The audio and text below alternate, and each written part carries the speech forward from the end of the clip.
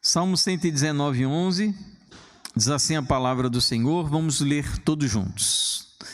Leamos: guardo a tua palavra no meu coração para não pecar contra ti. Vamos ler novamente. Guardo a tua palavra no meu coração para não pecar contra ti. Agora eu quero que você feche os seus olhos, que você tenha pelo menos memorizado esses poucos versículos, e aqueles que conseguirem lembrar do que leram, repitam comigo. Guardo a tua palavra no meu coração para não pecar contra ti.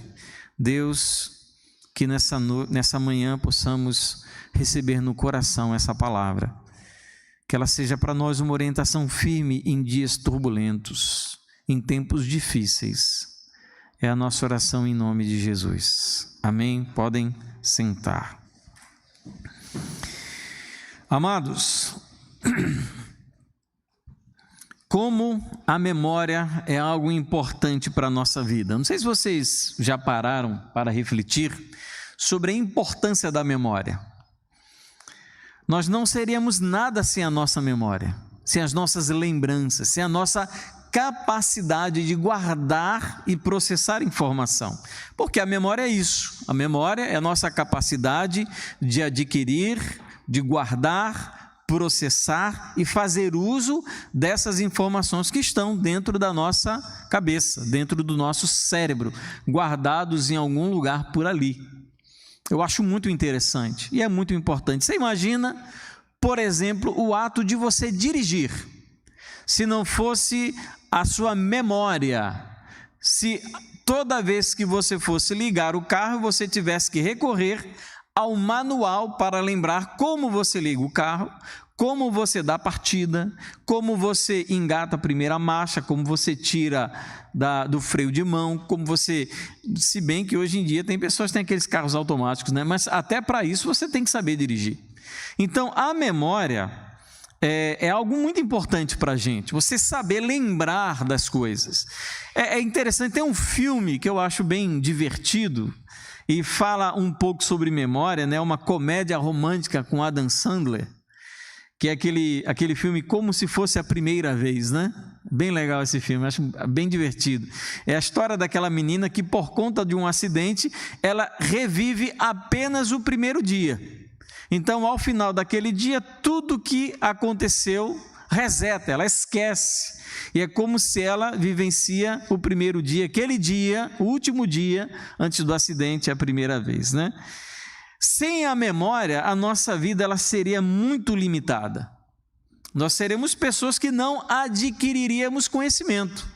Nós ainda estaríamos nos primórdios da existência humana, aprendendo a fazer fogo, batendo duas pedras para ver se sai faísca, aprendendo a fazer uma roda, aprendendo a trabalhar com metal, porque tudo aquilo que nós aprenderíamos, então esqueceríamos e teríamos a necessidade de reaprender no dia seguinte, ou então na geração seguinte.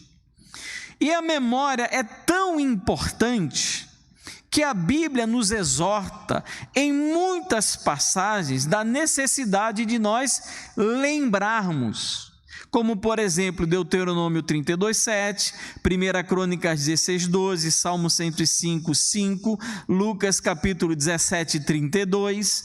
A Bíblia sempre nos chama a atenção da necessidade de vivermos lembrando de determinadas coisas. Agora, claro, a nossa memória, ela não guarda apenas coisas boas e úteis.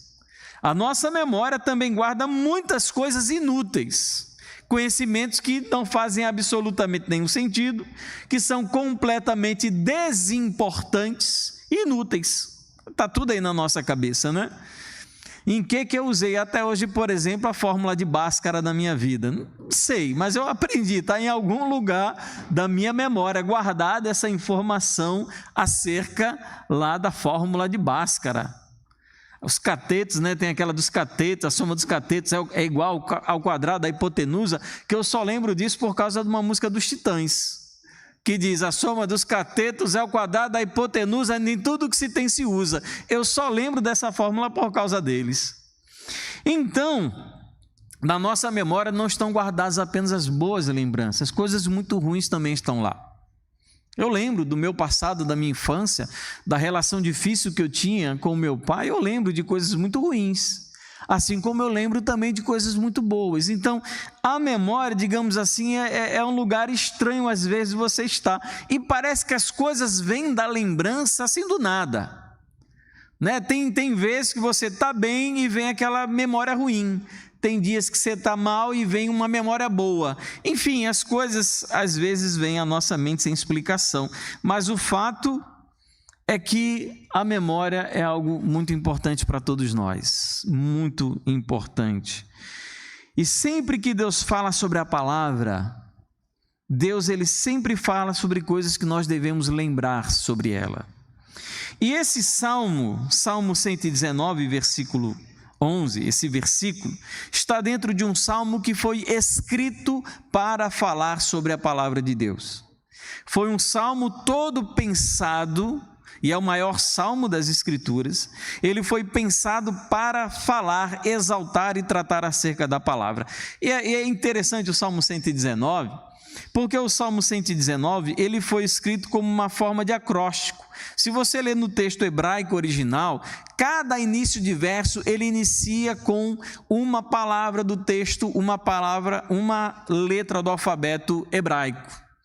Algumas versões mais antigas, talvez a Revista Corrigida, ou algumas versões, por exemplo, a minha Nova Almeida Atualizada tem.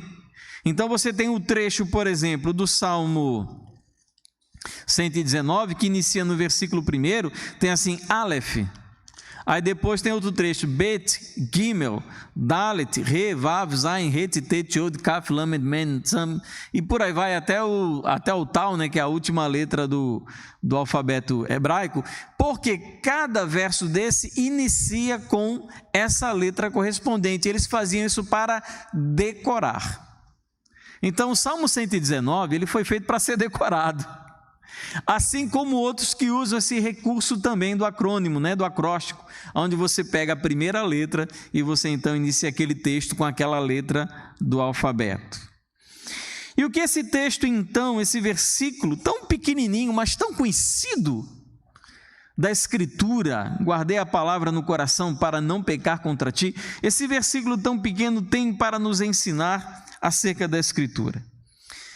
Primeira, claro, é bem óbvia. O que esse versículo nos ensina em se tratando da palavra é que o crente deve guardar a palavra. O cristão, aquele que ama ao Senhor, deve guardar. Esse termo guardar, inclusive em outras versões aparece o termo escondi. Isso é uma poesia. O Salmo é uma poesia.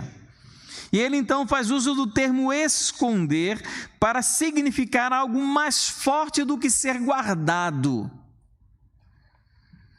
Esconder de maneira que não possa ser perdido ou roubado. Guardar algo como se tivesse grande valor, algo precioso, como um grande tesouro. Então é assim que o crente ele deve encarar a palavra de Deus, como um grande tesouro, algo a ser guardado, algo a ser escondido para si, algo que você tem em grande estima. Por isso você guarda, por isso você mantém debaixo do seu cuidado maior. Isso então, amados, nos coloca diante de dois caminhos que determinarão a maneira como lidamos com o pecado e a própria direção da nossa vida. O ato de guardar ou não, e vamos pensar, queridos, que se estamos falando em guardar, nós estamos falando sobre coisa que nós lemos e conhecemos. Então, primeiro caminho que podemos seguir em se tratando de guardar a palavra é não conhecer a palavra de maneira suficiente e adequada. E o que nós hoje devemos lidar em se tratando de igreja, de crentes, é como avança o enfraquecimento do conhecimento bíblico na vida dos cristãos. Como as pessoas estão deixando de ler, deixando de navegar nas palavras da Escritura, não conhecem mais a Bíblia, são tantas prioridades, são tantas distrações, tantos entretenimentos, que a palavra fica depois do joguinho do celular, depois da série, depois da praia, depois da piscina, depois do shopping, depois da conversa. No final de tudo, se sobra algum tempo, se atém então ao estudo, à leitura, pelo menos que seja, da Escritura. Cada vez menos as pessoas tratam como importante a leitura constante e sistemática da palavra de Deus. É aquela pergunta que você deve fazer para você: quando foi a última vez que você conseguiu ler todo um livro da Bíblia, do início ao fim? E quanto tempo você demorou para fazer isso? A segunda, terceira João, Tito, Filemão, a gente lê em poucos minutos. Mas e um Levítico, e um Gênesis, e um Romanos, um Mateus? A gente começa e não termina. Ou começa o Evangelho de Mateus, demora um ano para fazer a leitura. E quando eu digo ler, amados, tem algo que me preocupa, que é o ouvir. Eu acho que nós precisamos retomar a geração de abrir a Bíblia e ler. Eu poderia, e os irmãos não se escandalizariam, eu tenho certeza disso, se eu trouxesse um tablet para o culto, e ao invés de abrir a Bíblia, eu lesse no meu tablet. Tem problema? Não tem problema nenhum. O problema é que eu tenho um filho de 7 anos em casa, e eu quero que ele me veja abrindo a Bíblia. Porque quando ele me olha usando o celular, eu posso estar no WhatsApp, eu posso estar no Facebook, posso estar no YouTube, eu posso estar fazendo qualquer outra coisa, até mesmo lendo a Bíblia no celular. Quando eu abro a Bíblia, só tem uma coisa que eu estou fazendo. Que é o quê? Lendo a Bíblia. Ele não tem dúvida.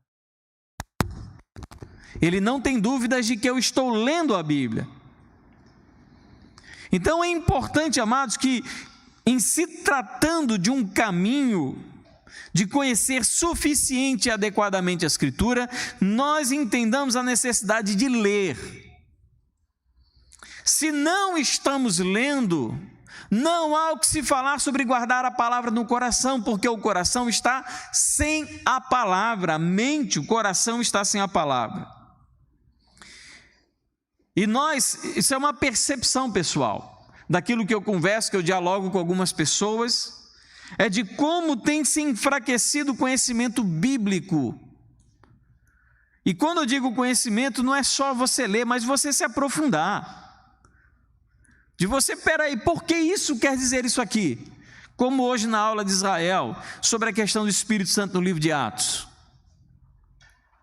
Porque é dito lá, e quer dizer, você sente a necessidade de você se aprofundar. E olha, meu querido, meu irmão, entenda, aprofundamento bíblico não é só para pastor missionário, é para todo crente que deveria se aprofundar na Escritura. Não precisa ser em seminário, não.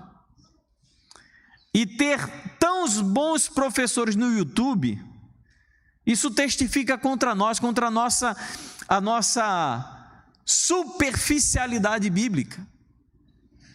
Porque eu abro o meu celular, tem Nicodemos, John Piper, Paul Washer e tantos outros pregadores e teólogos dando aulas gratuitas na internet. Então não tenho absolutamente nenhuma razão para ser uma pessoa superficial na Escritura. Não, mas eu prefiro ver aquela série, eu prefiro ver aquelas piadas, aqueles memes. Há pouco que se esperar de um cristão que não lê e não conhece as Escrituras. Porque as Escrituras não podem ser substituídas por nada, absolutamente nada. Se tirarmos as Escrituras da vida da igreja e da nossa vida como crentes, não há absolutamente nada que possa ser colocado no lugar. Nenhum livro, nenhum pregador, nenhum pastor pode ser colocado no lugar da Escritura na nossa vida. Crente sem palavra será apenas uma presa fácil para a carnalidade do seu próprio coração, para esse mundo e para o diabo. É isso. é presa fácil, se deixa levar, iludir, ludibriar por todo tipo de carnalidade interior, por esse mundo pagão e por um diabo astuto que anda ao nosso derredor como um leão que busca quem devorar. Conhecer a palavra suficientemente, como nós dizemos, significa o quanto você conhece dela. Você já leu a Bíblia toda pelo menos uma vez?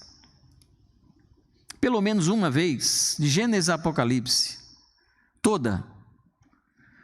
Eu lembro a paixão que eu tinha quando eu me converti, em 1992. Faz um tempinho isso, eu li a Bíblia em todo lugar. Estava no ônibus esperando, estava na parada esperando o ônibus para ir para o trabalho, o que eu fazia? Estava com a Bíblia, entrava no ônibus, lia a Bíblia no ônibus. Na hora do almoço, eu lia a Bíblia na hora do almoço. Em 6 meses eu li a Bíblia de Gênesis e Apocalipse. Escola Bíblica Dominical, eu era piolho de escola bíblica dominical, não perdi uma aula. Seminário, no ano 94 eu comecei a fazer seminário, queria aprender, conhecer, não queria ser pastor não, eu queria conhecer a palavra. Que a EBD para mim, eu já achava um pouco, às vezes, superficial. Eu tinha uns professores meio malucos. Eu tinha professor que negava os milagres da Bíblia, para você ter ideia. Ao que eu sobrevivi na minha infância espiritual. Senão eu preciso ir para o seminário. Fui para o seminário. E lá no seminário, Deus ele me comissionou para ser pastor.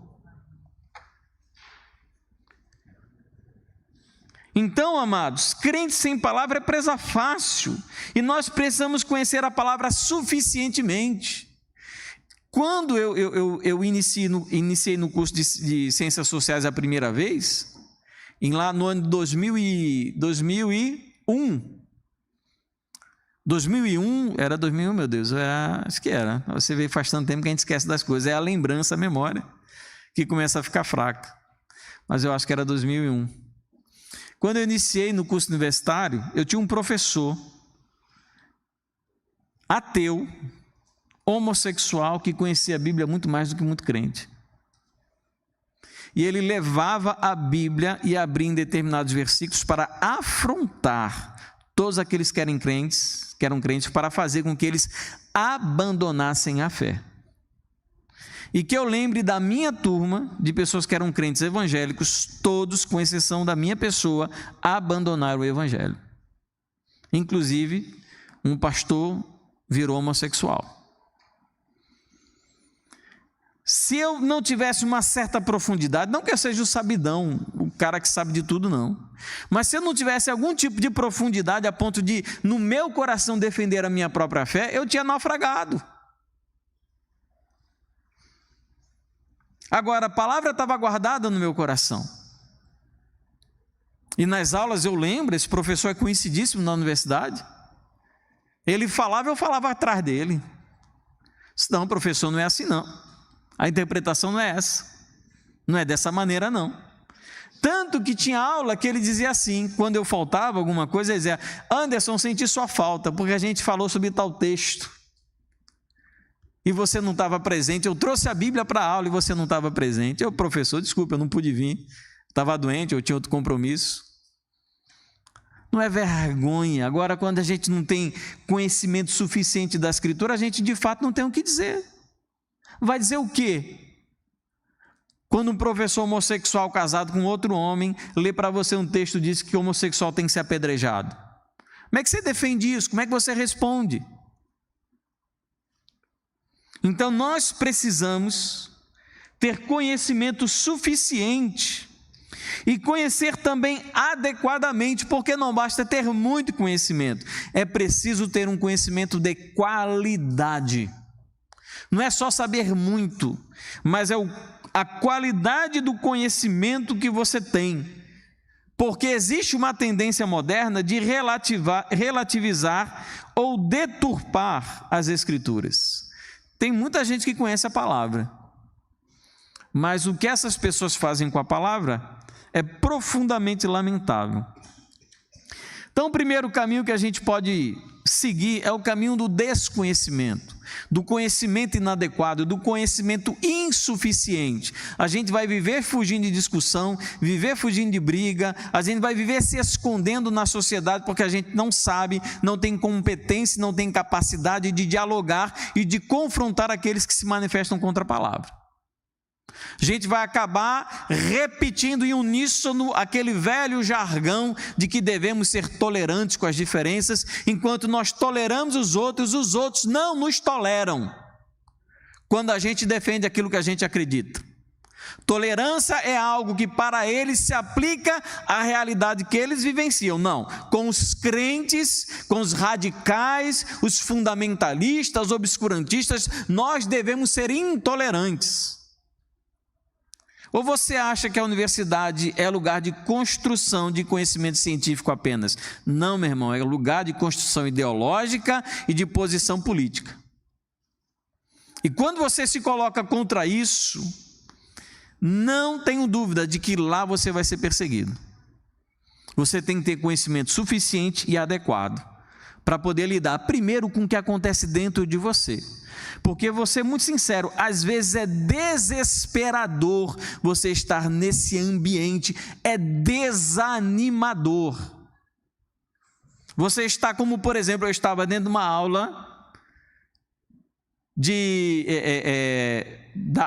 eu não lembro qual era a disciplina, mas era uma disciplina ligada à educação, isso é, estavam ali aqueles que serão os professores dos nossos filhos, e eu estava chamando a atenção com base em um sociólogo francês que fala acerca da importância do pai e da mãe na educação do filho, e eu ouvi de um estudante que vive às custas de centro acadêmico de ciências sociais, porque essa galera, se unem nesses ambientes acadêmicos, passam a vida lá sem estudar, porque ele chegava sempre atrasado e saia mais cedo. De ouvir desse rapaz, desse colega, que será professor dos filhos de vocês, dizendo que numa comunidade mais importante que uma figura paterna era a figura de autoridade do líder da facção. Porque ele não precisava da autoridade do pai em casa, porque ele tinha a autoridade do líder da facção na comunidade. Isso é profundamente desanimador, preocupante, desesperador. Então nós precisamos, queridos, estar munidos de todo tipo de conhecimento bíblico adequado e de qualidade para que a gente possa lidar com essas situações. Então, o primeiro caminho que a gente pode tomar é esse caminho, de não se preocupar, de abdicar. Sociologia é mais importante, psicologia é mais importante, sociologia é mais importante, esse mundo está tudo moderno, vamos abandonar esse conhecimento bíblico. É um caminho que você pode tomar? Agora perceba que você está condenando a sua alma ao fracasso espiritual. Eu não tenho a menor dúvida disso. E eu já vi acontecer em muitas vidas. O diabo tragar, o diabo destruir pessoas que tinham um conhecimento muito parco, muito pequeno e sem qualidade. Conhecimento da palavra não gerou convicção, assim como aquela semente plantada em solo pedregoso, ou entre os espinhos, ou à beira do caminho. Não deu tempo de provocar raízes. Ou então, queridos, o outro caminho é o caminho de conhecer cada vez mais a palavra. O Salmo 119, ele foi escrito para ressaltar o valor da palavra.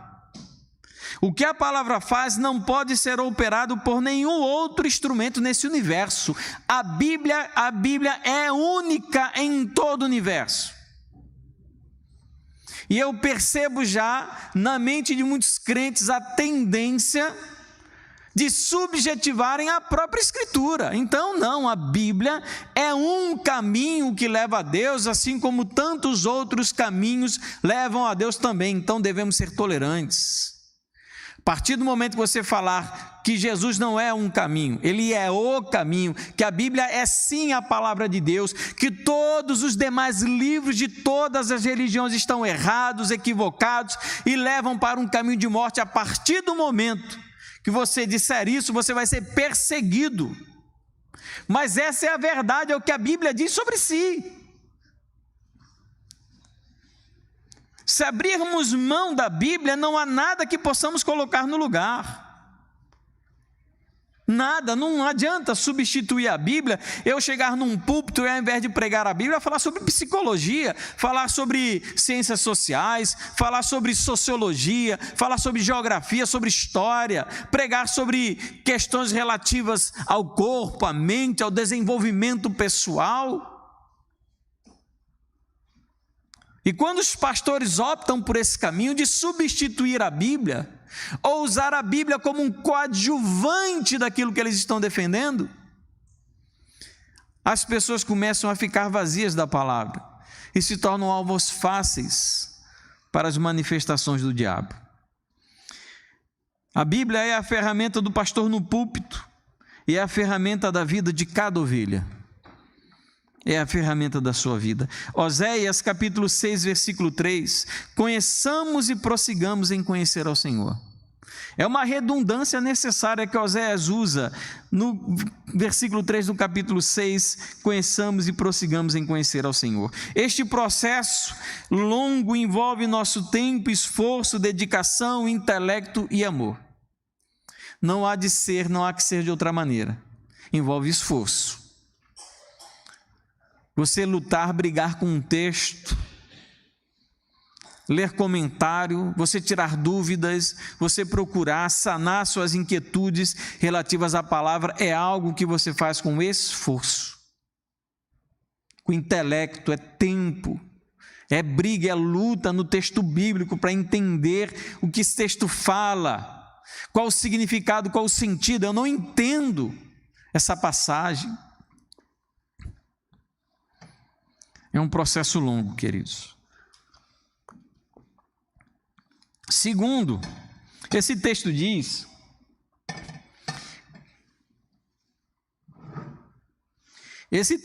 que a palavra deve ser guardada no coração.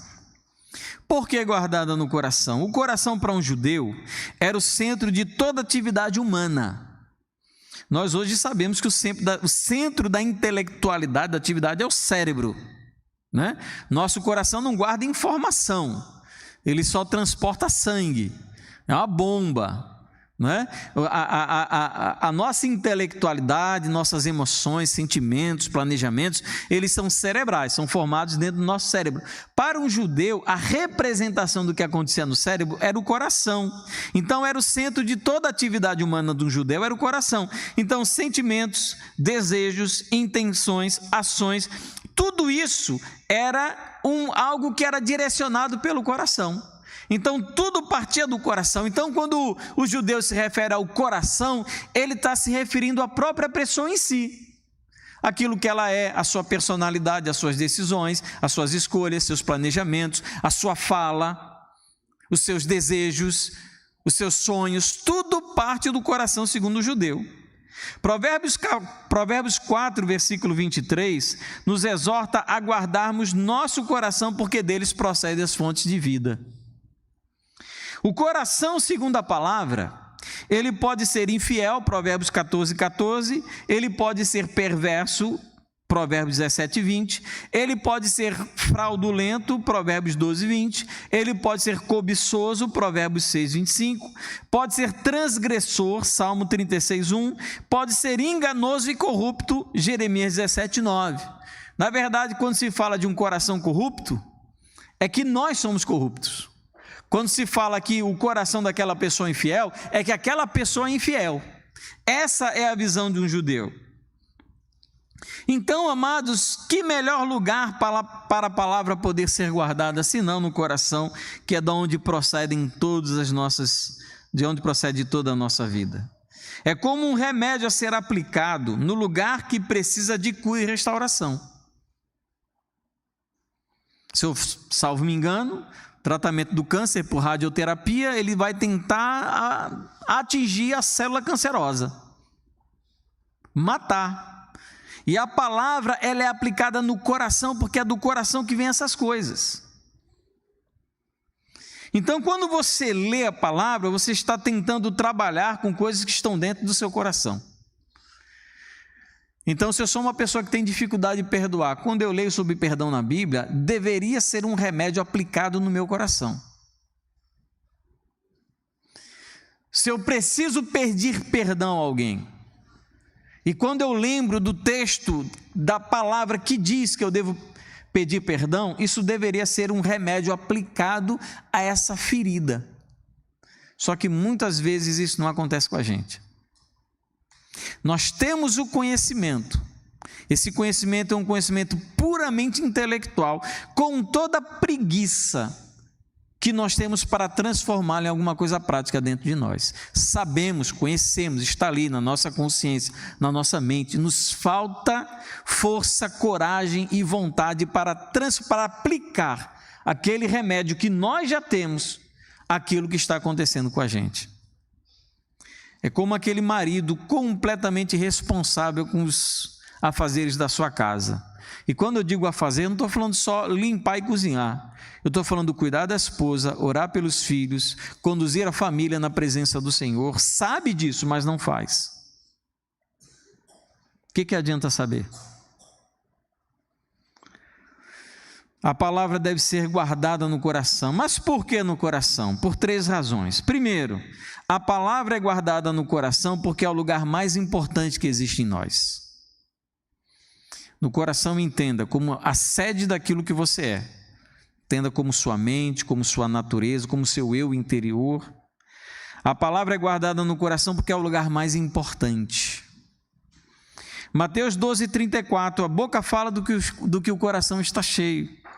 Mateus 7, 21 e 22, Marcos 7, 21 e 22, porque de dentro do coração das pessoas é que procedem os maus pensamentos, as imoralidades sexuais, os furtos, os homicídios, os adultérios, a avareza, as maldades, o engano, a libertinagem, a inveja, a blasfêmia, o orgulho, a falta de juízo. Tudo isso vem do coração do homem. Que lugar melhor para aplicar a palavra do que não no coração? Porque lá é onde a gente mais precisa. É guardada não apenas como conhecimento intelectual, não é algo que você sabe intelectualmente, mas é algo ao qual você está apegado emocional, sentimental e amorosamente. Você tem amor por aquilo. Não basta saber, você precisa amar aquilo que você sabe. Isso acontece quando você aceita plenamente aquela doutrina bíblica que você guardou no seu coração. Se eu tenho dúvidas acerca da graça e da misericórdia de Deus, quando vier a necessidade da graça e da misericórdia, eu vou ficar confuso, porque eu conheço a doutrina, mas eu tenho dúvidas acerca dela. Tem gente, queridos, que conhece, mas não ama. Guarda, mas não acessa aquilo que guardou.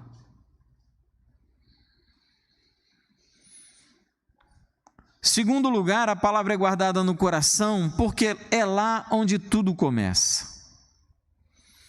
Quando a palavra chega às prateleiras do nosso coração, algumas coisas já estão guardadas por lá. Pecados, lembranças, experiências, frustrações, hábitos, rancores, mágoas, alegrias, esperança, amor e mais pecado. Quando nós colocamos no nosso coração a palavra, nós descobrimos que tudo sobre o que ela fala já está presente dentro de nós. A Bíblia fala sobre ira, nós já temos ira no nosso coração. A Bíblia fala sobre rancor, já temos rancor. A Bíblia fala sobre pornografia, já temos pornografia no nosso coração. A Bíblia fala sobre angústia, já temos angústia no nosso coração. Então, o nosso coração não é um lugar vazio, onde só colocamos a palavra. A palavra é um elemento que nós colocamos onde outras coisas já existem. E essas coisas guardadas é que vão definir o nosso desejo, nosso interesse, as nossas paixões, nossos julgamentos, nossas palavras, nossas ações. Tudo vai ser direcionado por aquilo que já existe em nosso coração. Tudo. Não, as coisas não vêm do nada. Sabe aquele livre-arbítrio? Isso no conceito filosófico de plena liberdade e capacidade de fazer o que se quer, sem nenhuma tipo de pulsão exterior ou interior, não existe. Porque nós já somos determinados pelos nossos desejos, Efésios capítulo 2. Já somos determinados pela nossa própria natureza.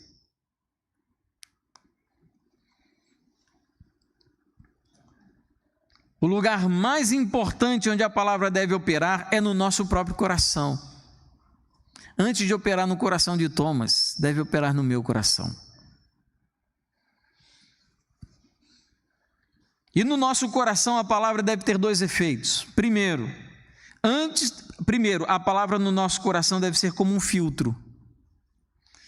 Antes que desejos se transformem em ações, a palavra filtra o que é ou não pecado. Então, primeira coisa, a primeira ação da palavra no coração é o quê? Devo ou não fazer? Onde é que eu vou fazer essa leitura? Na palavra. É isso que vai me dar capacidade de suportar fazer uma piada maldosa, ou falar mal de alguém, ou guardar rancor, ou não perdoar. Da onde vem essa concepção, essa noção e essa disposição da palavra que está no nosso coração? Então, se eu sei que eu vou magoar alguém, o que a Bíblia me diz? Que devo amar ao meu próximo. E isso que eu vou falar, isso que eu vou fazer, não é um ato de amor, então eu não vou fazer. Filtra as minhas ações. Uma grande dificuldade é pensar biblicamente sobre nós mesmos. A gente gosta de pensar muito nos outros, mas somos em falta no que diz respeito a pensar sobre nós. E a palavra tem esse poder de ser o nosso teste de qualidade interior. Só ela nos concede sabedoria para saber como agir. E segundo, a palavra no coração deve ser um muro de proteção. Impede coisas ruins de entrarem. 1 Tessalonicenses 5:21 diz: examinem todas as coisas, retenham o que é bom. Nós somos expostos a todo tipo de situação e informação. E como vamos saber o que devemos deixar entrar dentro de nós ou não? Segundo o que diz a palavra. Dependendo da figura de autoridade, nós vamos exercer pouco julgamento. Por isso que você tem aquele professor ateu, promíscuo, que fala o que você quiser para você, e você aceita como aquilo uma verdade absoluta, por causa da admiração e da figura de autoridade que aquela pessoa tem. Você nem questiona. Esse negócio de criacionismo, design e inteligência é coisa de maluco, é coisa de religioso, de gente burra. É mesmo, né, professor? É verdade, eu vou virar evolucionista. Cara legal, né? Fala legalzinho, aquelas aulas animadas de curso de biologia, de cursinho. A gente nem pensa, nem para pensar, porque a gente se identifica com aquela figura de autoridade. Não, peraí, eu gosto muito de você, viu, professor? Suas aulas são animadas, mas o senhor está falando é besteira, é bobagem. Vamos discutir. Eu estava numa aula de antropologia, no primeiro ano da universidade, a professora veio dizer assim: olha, porque o ser humano veio do macaco, porque 95% do DNA de um macaco é igual ao DNA de um ser humano. E eu fiz uma pergunta muito simples para a professora: professora, me responda o seguinte: 95% do DNA de um chimpanzé é igual ao de um DNA de um ser humano. E por que olhar para um macaco e olhar para a senhora, eu vejo que são duas criaturas completamente diferentes? Porque mesmo sendo geneticamente igual, é tão diferente? Ela disse: eu não sei. Né, essa bichona não sabe tudo, não quer que eu compre a sua ideia? Então a gente sempre acha que professores sabem de tudo, que essas figuras de autoridade, elas têm todo conhecimento. Não têm. E elas muitas vezes estão repetindo aquilo que elas ouviram dos outros. A palavra deve ser para a gente um muro de proteção. Não é tudo que chega. E terceiro, a palavra é guardada no coração, porque é acessível em todo lugar e em qualquer circunstância.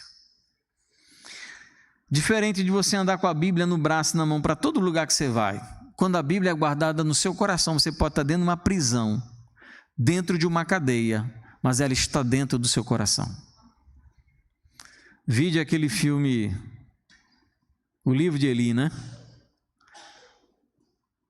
Lendo. Quando tiraram aquela Bíblia, estou dando spoiler do filme aqui.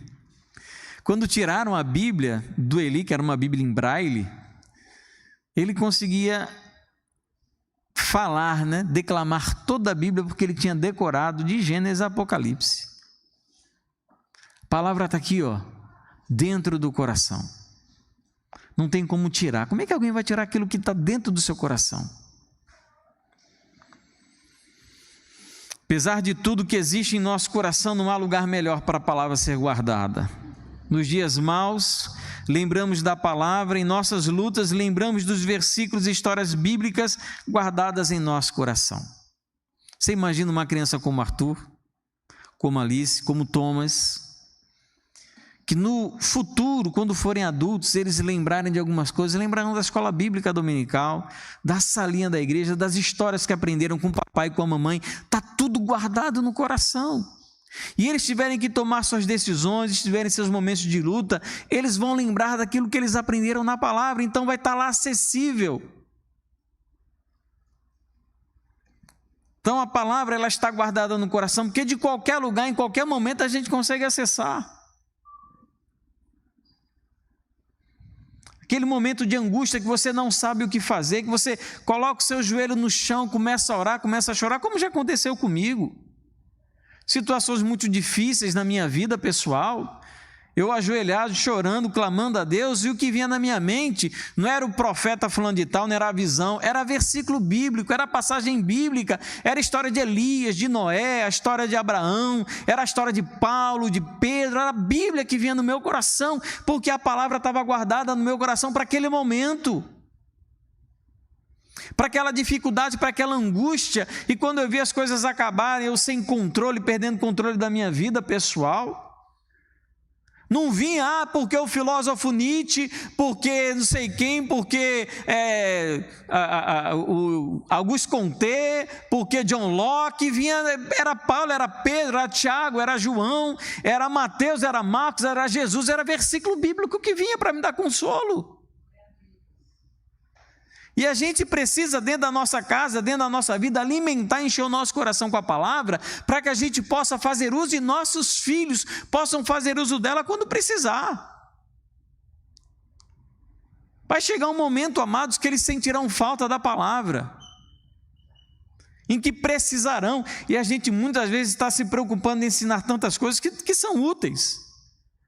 Um jovem hoje vive num mundo extremamente competitivo. Eu passei no vestibular, primeiro vestibular que eu fiz na minha vida, passei praticamente sem estudar. Passei no vestibular, tudo bem, curso de Ciências Sociais ainda hoje não é lá tão querido, mas eu não fiz porque era baixa não a concorrência. Na verdade, naquela época você não sabia a concorrência, hoje você já sabe, mas naquela época você não sabia, era só depois. Eu passei sem estudar, então tanto conhecimento é importante, mas uma coisa, muitas vezes, estamos deixando de dar para os nossos filhos, que é a palavra.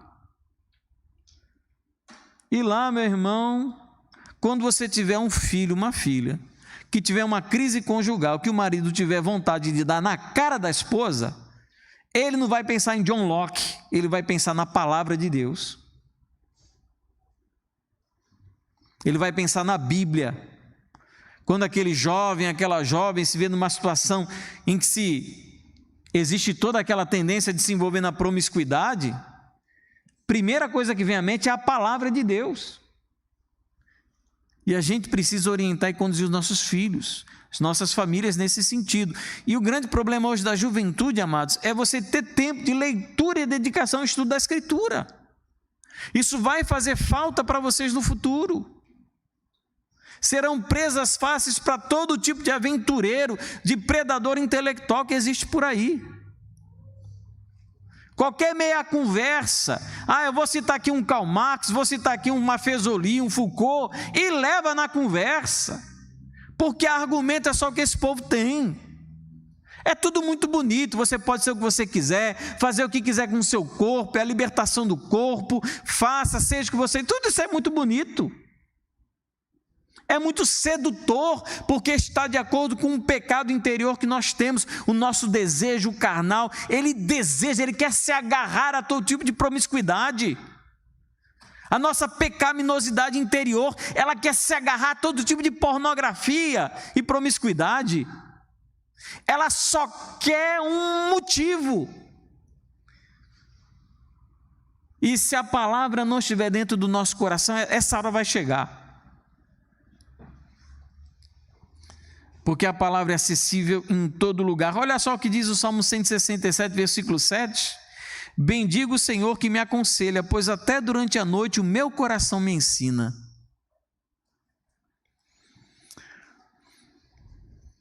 Em todos os momentos, a palavra do nosso coração podemos contar com ela. Qual é o objetivo, queridos? Diz o texto, guardar a palavra no coração para não pecar contra Deus. Existem muitas vantagens em se conhecer a palavra, muitas. Inclusive, o mundo aí diz que você pode ser rico usando a palavra, você pode ser um empreendedor de sucesso usando a palavra, você pode ser isso usando a palavra, fazendo isso usando a palavra, enfim, pode ser muita coisa. Mas o objetivo maior e máximo de nós conhecermos a palavra de Deus é não pecar contra o Senhor. O grande valor do conhecimento da palavra e o que determina o nosso sucesso ou fracasso é se pecamos ou não contra Deus. Isso é o que existe de mais importante para eu conhecer a Escritura. O fato de que ela me leva a não pecar contra o Senhor. Ela poderia não fazer mais nada por mim. Ela poderia não me consolar, ela poderia não me animar, ela poderia não me garantir sucesso, ela poderia não fazer nada, mas se ela já me garante que eu, obedecendo, segundo a Escritura, eu não vou pecar contra Deus, já é suficiente. E eu queria concluir fazendo 4 conselhos e direcionamentos sobre tudo que nós ouvimos nessa manhã. Primeiro, sem a palavra guardada no coração, pecaremos o tempo todo contra Deus. Se a palavra não está dentro de nós, nós não temos filtro e nem muro que nos impeça de pecar. Ela quem nos direciona a evitar o pecado. Segundo, sem a palavra guardada no coração, quando pecarmos, não seremos constrangidos a um arrependimento genuíno. Então, primeiro, palavra no nosso coração, não pecamos. Mas se nós pecarmos, a palavra nos dá o direcionamento para nós de fato nos arrependermos. Terceiro, com a palavra guardada em nosso coração, teremos um guia seguro para tratarmos do que já existe em nós, que precisa ser transformado, e força para lutarmos contra o pecado. Então, se a palavra está dentro de nós, já é algo importante para lutarmos contra aquilo que já existe de pecado dentro de cada um de nós. Contra os nossos desejos pecaminosos, os atos que cometemos hoje que são contra a palavra em nosso coração nos ajuda a lutar contra aquilo que já existe dentro do nosso coração. E quarto e último, não veja a palavra como algo restrito ao ambiente religioso ou decisões religiosas, que é o hábito de muitas pessoas. Bíblia serve para quê? Bíblia serve para usar na igreja, Bíblia serve para usar na reunião da igreja, Bíblia serve para o pequeno grupo da igreja. A gente resume a Bíblia só naquilo que diz respeito ao aspecto religioso. Não, a Bíblia ela se aplica a tudo em nossa vida, absolutamente tudo. A maneira como eu cuido dos meus negócios, a maneira como eu sou um funcionário, a maneira como eu sou um cidadão, como eu sou esposo, como eu sou pai, como eu sou filho, como eu sou tudo na minha vida. A Bíblia se aplica a tudo. A meus sentimentos, minhas emoções, minhas palavras, a escolha pelo meu cônjuge, a escolha por tudo que eu faço, tudo deve ter a aplicação da palavra. Se não estamos fazendo assim, estamos errando. Nós precisamos ter a palavra guardada dentro de nós, para que ela nos conduza e nos oriente nas decisões que devemos tomar e nas coisas que devemos fazer. Amém, queridos? Guarda a palavra no teu coração. Vale a pena você substituir 40, 50 minutos de série de Netflix, um capítulo, como é que chama? Um capítulo, né? Tem temporada 1, como é que chama? Episódio, isso. Vale a pena você substituir um episódio. Ao invés de ver 3, 4 no dia, você abre mão de um para você passar 40 minutos lendo a Bíblia. Vale a pena.